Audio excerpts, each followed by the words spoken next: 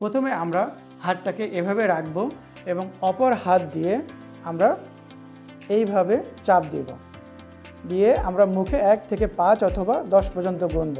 1 2 3 4 5। সম্মানিত দর্শক, specialized pain management center pain কিউরের পক্ষ থেকে আপনাদেরকে স্বাগতম। আজকে আমরা কথা বলবো কনুই ব্যথা বা টেনিস এলবো নিয়ে। টেনিস এলবো নামটার সঙ্গে আপনারা হয়তো অনেকেই পরিচিত। টেনিস এলবোতে সাধারণত আমাদের কনুইয়ের বাইরের দিকের অংশে প্রচণ্ড ব্যথা অনুভূত হয়। এই ব্যথা কোনো কোনো সময় হাতের নিচের দিকেও নামে। কোনো ভারী জিনিস ওঠাতে নিংড়ানো বা মোচড়ের কাজ করতে গেলে এই জায়গায় প্রচণ্ড ব্যথা অনুভূত হয়। তো আলোচনার শুরুতেই আমরা জেনে নিই টেনিস এলবো জিনিসটা কী। এই যে আমাদের কনুইয়ের বাইরের দিকের অংশ, এইখান থেকে কিছু মাংসপেশি শুরু হয়ে এভাবে নিচের দিকে নামে। এই মাংসপেশিগুলির কাজ হচ্ছে আমাদের হাতের আঙুলগুলি বা কবজিটাকে উপরের দিকে ওঠানো। তো কোনো কারণে যদি এই যে মাংসপেশিটা যেখান থেকে শুরু হয়েছে এখানে বারবার ঘষা খেতে থাকে বা কোনো অ্যাক্টিভিটি যদি আমরা বারবার করতে থাকি, সেই রিপিটেটিভ অ্যাক্টিভিটির কারণে যদি এই মাংসপেশিগুলো বারবার টান খেতে থাকে, তাহলে এখানে একটি ইনফ্লামেশন তৈরি হয়, যার কারণে প্রচণ্ড ব্যথা অনুভূত হয়। এটাকে আমরা টেনিস এলবো বলে থাকি। তো এই টেনিস এলবো রোগটার নাম কিভাবে টেনিস এলবো হলো সেটারও একটা ইতিহাস আছে।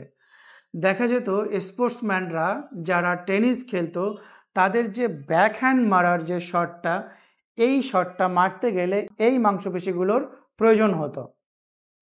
তো যারা এই যে ব্যাকহ্যান্ড মারার শটটা বারবার মারতো, তাদের এই বারবার মারার কারণে এই মাংসপেশিগুলো বারবার ঘষা খেত এবং ঘষা খেতে খেতে এখানে তীব্র ব্যথা তৈরি হতো, যার কারণে এই রোগটার নাম দেওয়া হয়েছিল টেনিস এলবো। তো যারা টেনিস প্লেয়ার তাদের ক্ষেত্রে শুধু টেনিস এলবো হবে, আসলে এরকমটি নয়। আমাদের বাসাবাড়িতে যারা মা বোনেরা আছেন, রান্নাবান্নার কাজ করেন, কাপড় চোপড় ধোয়া নিংড়ানোর কাজ করেন, তাছাড়া যারা ভারী ওজন তোলা, স্ক্রু ড্রাইভার টাইট করা, ড্রাইভিং করা, কম্পিউটারে দীর্ঘক্ষণ টাইপিংয়ের কাজ করা, তাদের ক্ষেত্রেও এই টেনিস এলবো হতে পারে। এখন আমরা জেনে নিই টেনিস এলবো হলে কী কী নিয়মকানুন মেনে চলতে হবে।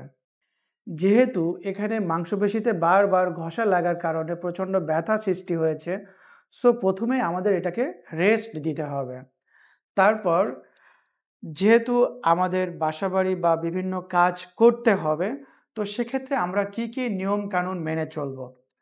সাপোজ আমরা যদি কোনো ভারী ওজন তুলতে যাই, সাপোজ এরকম কোনো ওজন যদি আমরা তুলতে যাই, সেক্ষেত্রে আমরা হাতটাকে আমাদের বডির সঙ্গে লাগিয়ে তারপর আমরা এই হাতটা দিয়ে ওজনটা উঠাবো।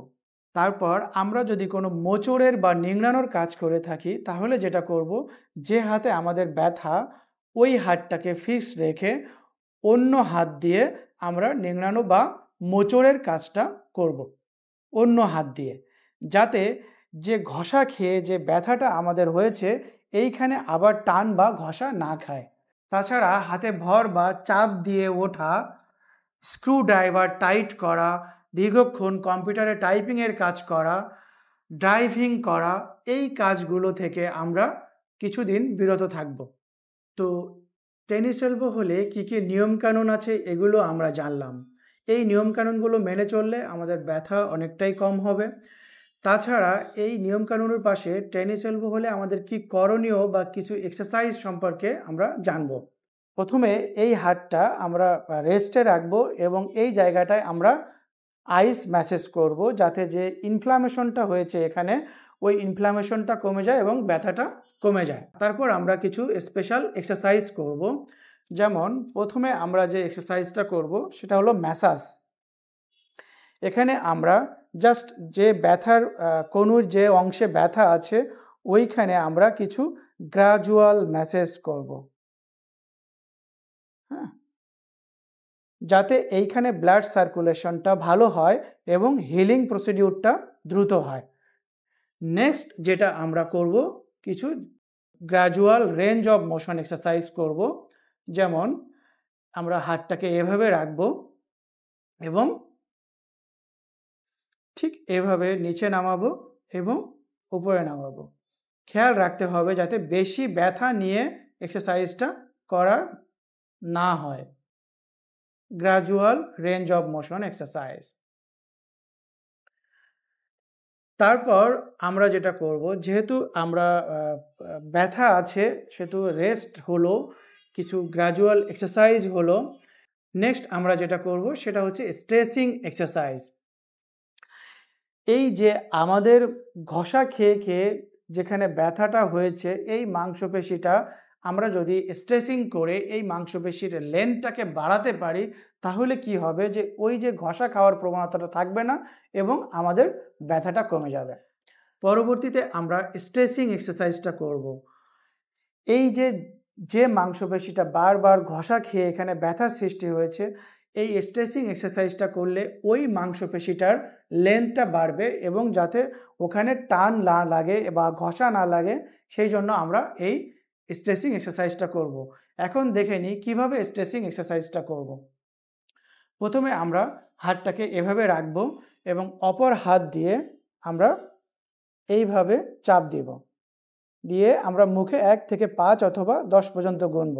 1 2 3 4 5। ঠিক আবার হাতটাকে এভাবে ওপরের দিকে উঠিয়ে 1 2 3 4 5, এভাবে আমরা একবার নিচে একবার উপরে এভাবে 10 বার করব। এই 10 বারে একটা সেট হবে। এভাবে আমরা সকালে একবার, সন্ধ্যাবেলা একবার করব। স্ট্রেচিং এক্সারসাইজ করার আরও কিছুদিন পরে আমরা আরেকটি এক্সারসাইজ করব, সেটা হচ্ছে স্ট্রেংথেনিং এক্সারসাইজ। স্ট্রেংথেনিং এক্সারসাইজটা কেন করব, সেটা হচ্ছে এই যে মাংসপেশিটা বারবার ঘষা খেতে খেতে দুর্বল হয়ে গেছে, ওখানে তীব্র ব্যথা সৃষ্টি হয়েছে এবং ও আমাদের এই যে ভারী জিনিস ওঠানো বা কাজের যে প্রেশার সে নিতে পারছে না।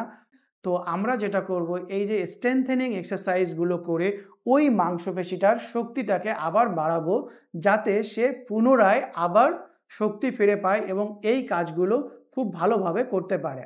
তো এখন দেখে নিই কীভাবে এই স্ট্রেংথেনিং এক্সারসাইজগুলো করব।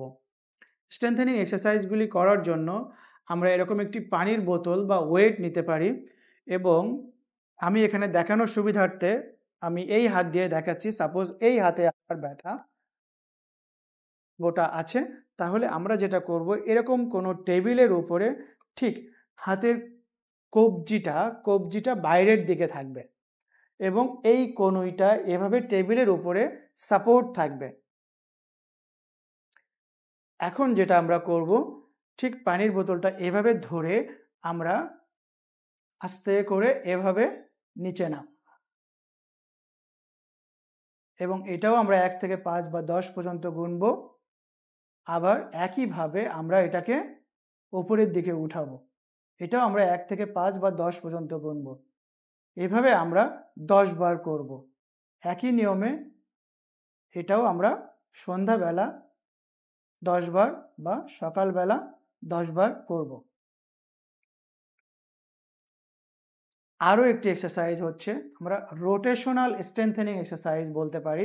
সেটা হচ্ছে ঠিক একইভাবে আমরা হাতটাকে রেখে এইভাবে ওয়েটটা নিয়ে আমরা জাস্ট এটাকে হাতটাকে রোটেট করা, এভাবে একই নিয়মে 1 থেকে 5 বা 10, 1 থেকে 5 বা 10 এবং 10 বার রিপিট করব। সুতরাং যারা টেনিস এলবোজনিত সমস্যায় ভুগছেন তারা এই নিয়মকানুনগুলো মেনে চলবেন, এই এক্সারসাইজগুলো করবেন, তাহলে অবশ্যই একটা ভালো ফলাফল আপনারা পাবেন। তাছাড়া এই টেনিস এলবোর জন্য আরও কিছু অত্যাধুনিক চিকিৎসা আমরা প্রোভাইড করছি। তো যারা টেনিস এলবোজনিত সমস্যায় ভুগছেন তারা চিকিৎসা ও পরামর্শের জন্য আমাদের সঙ্গে যোগাযোগ করতে পারেন। ধন্যবাদ সবাইকে।